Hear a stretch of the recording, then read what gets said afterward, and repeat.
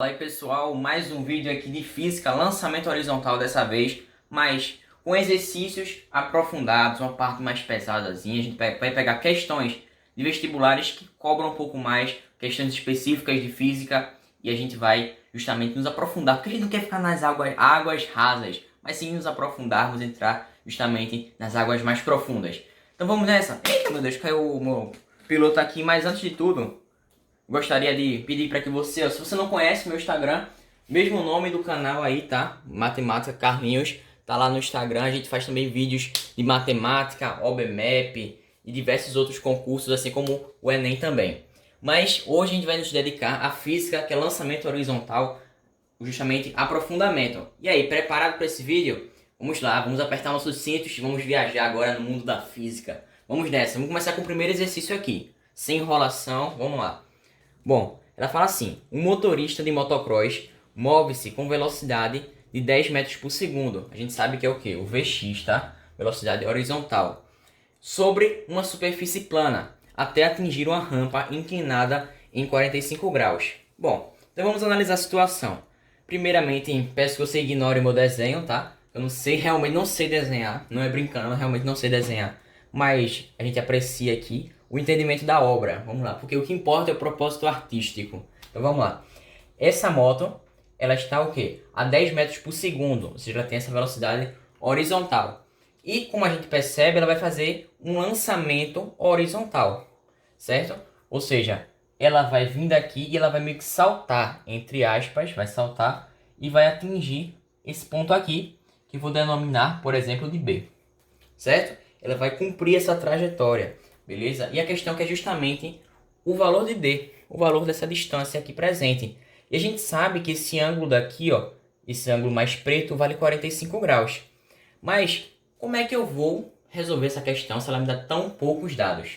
Bom, eu quero que você se lembre um pouco da trigonometria, mais especificamente a parte da tangente. Ou seja, tangente, esquece o ângulo aqui por enquanto e esquece esse valor. Tangente de qualquer ângulo, ela é justamente o cateto oposto dividido pelo cateto adjacente. E bom, a partir dessa razão, que é obtida também pelo seno de um ângulo θ dividido pelo cosseno do ângulo θ, também a gente vai achar a tangente de θ. A gente também pode achar por essa outra maneira, tá? Se a questão tivesse dado, dado menos informações ainda. Mas, como ela deu os valores dos catetos opostos e também do cateto adjacente, a gente pode utilizar essa fórmula principal aí. Então vamos lá, é justamente essa razão entre esses dois lados.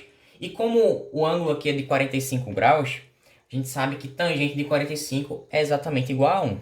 Então bora analisar, vamos aplicar justamente nesse pequeno triângulo aqui que foi formado com a rampa. Perceba que se formou um triângulo de o quê? 90 graus aqui, né? Ou seja, um triângulo retângulo. Vamos lá, vamos aplicar. Eu estou utilizando esse ângulo mais preto. Quem é o cateto oposto dele? D. Então vamos colocar aqui. D. Dividido por quem? Pelo cateto adjacente, o cateto que está ao lado, colado nele, que é quem? Justamente H, certo? Ou seja, D dividido por H é igual a 1. E se eu faço meios pelos extremos, eu percebo que distância é igual à altura. E a partir daqui eu já matei a questão. Por quê? A gente pode utilizar, a partir dessa igualdade que a gente acabou de achar, as fórmulas. Por quê? Distância não é a mesma coisa que velocidade vezes o tempo. E a altura não é a mesma coisa que aceleração da gravidade vezes o tempo ao quadrado, tudo dividido por 2. Então eu só fiz trocar, tá? Em vez do D, eu coloquei velocidade horizontal vezes o tempo. E no lugar da altura, eu coloquei justamente a fórmula da altura máxima para um lançamento horizontal, certo? E a gente vai justamente substituir os valores. E a gente pode substituir os valores de maneira simples. Velocidade é quanto? Velocidade eu sei que vale 10. O tempo é o que queremos. A gente não sabe desse tempo, certo? O tempo a gente não sabe, então coloquemos o tempo aqui. Igual a aceleração da gravidade, a gente está no planeta Terra, que ela vale 10. Então podemos colocar 10 aqui. Vezes o tempo ao quadrado, dividido por 2. Cara, eu tenho 10 multiplicando dos dois lados, né? Então, posso cortar todos os dois, simplificar, né? E eu também tenho um t elevado a 1 nesse primeiro membro e um t elevado a 2 no segundo membro. O que eu posso fazer? Cortar esse t elevado a 1 e subtrair menos 1 aqui do expoente que está justamente no t, no segundo membro. Ou seja, vê se ficou claro.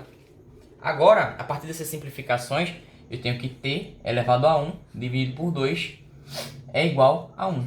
Por quê? Porque eu simplifiquei aqui tudo, tá? Ou seja, no final, esse primeiro membro ficou 1. Se eu passo 2 multiplicando, eu percebo que t, o tempo, é igual a 2 segundos. Se o tempo é 2 segundos, a minha brincadeira já acabou. Por quê? Eu sei que distância, como eu vi aqui, é velocidade vezes o tempo. Velocidade eu tenho. E o tempo também eu tenho. Logo eu tenho a distância.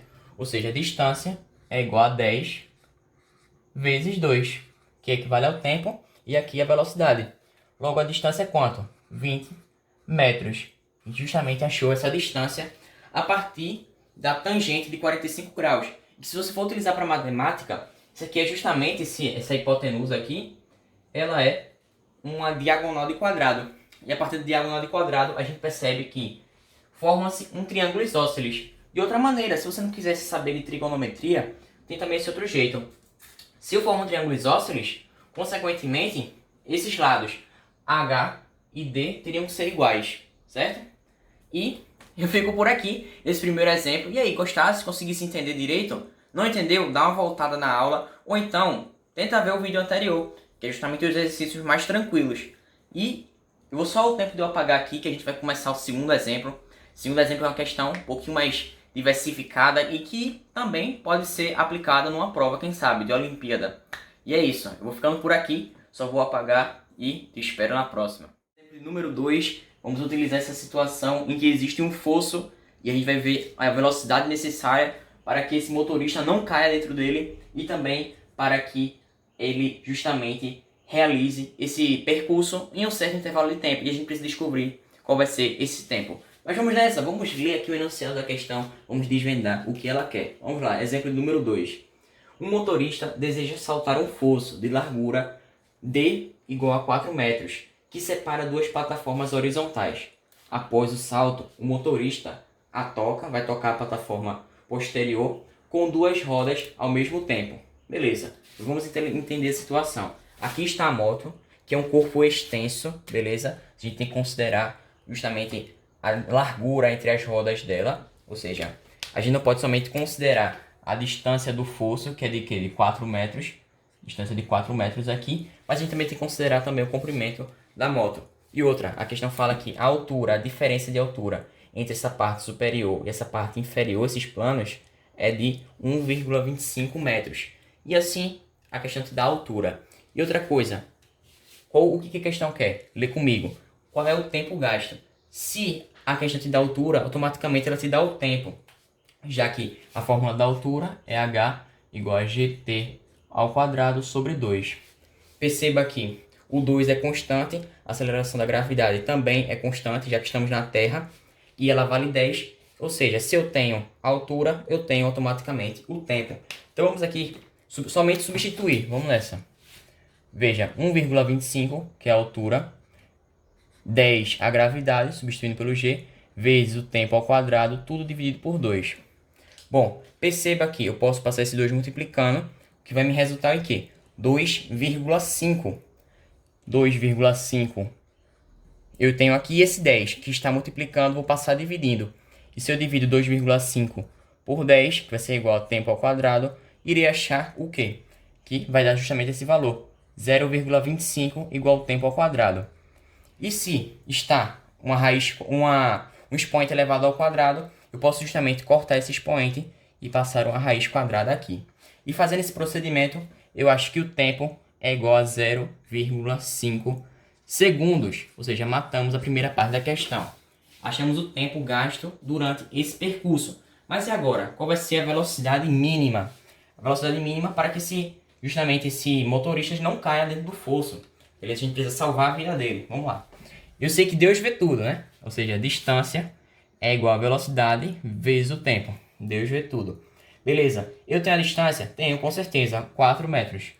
Só 4? Não. Não é só 4 metros. Eu preciso somar mais um. Porque é um corpo extenso. Eu preciso considerar justamente o comprimento desse corpo. Ou seja, desse veículo, que é uma moto nesse caso. E ela fala aqui justamente esse comprimento é de 1 metro. Então, eu vou igualar a velocidade, que é o que a gente quer achar, ou seja, vai ficar na forma de incógnita, vezes o tempo que a gente acabou de encontrar, que é justamente 0,5 segundos. Bom, organizando isso daqui, vai ser 5 igual a 1 meio, transformei 0,5 para 1 meio, vezes a velocidade, certo? Se esse 2 está dividindo, eu posso passar ele multiplicando, fazendo meio pelos extremos. Dessa forma, se eu faço meio pelos extremos, eu vou perceber que velocidade é igual a 10. Mais 10 o quê? 10 metros por segundo. Já que o que a gente está tratando aqui, todas as unidades estão no Sistema Internacional de Medidas. Logo, a velocidade vai ter que obrigatoriamente sair em metros por segundo.